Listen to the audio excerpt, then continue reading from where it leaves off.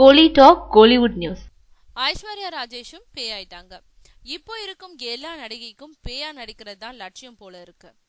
அதனால பேய் படங்களை தேடி தேடி நடிக்கிறாங்க. நயன்தாரா, த்ரிஷா முதல் அறிமுகமாகும் நடிகை வரைக்கும் பேய் படங்கள்ல நடிக்க விரும்புறாங்க. அட்டகத்தி முதல் காக்கா முட்டை வரைக்கும் நல்ல கேரக்டர்கள்ல நடிச்சு புகழ் பெற்ற ஐஸ்வர்யா ராஜேஷும் 3 படத்துல பேயா நடிச்சிருக்காங்க.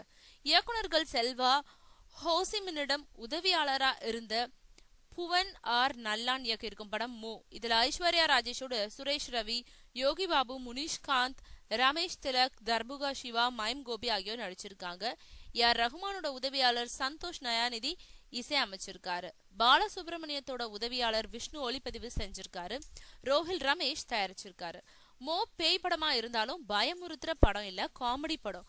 முனிஷ்காந்த், யோகி பாபு, ரமேஷ் திலக்னு காமெடி பட்டாளத்தையே இறக்கி இருக்கிறவங்களாம்.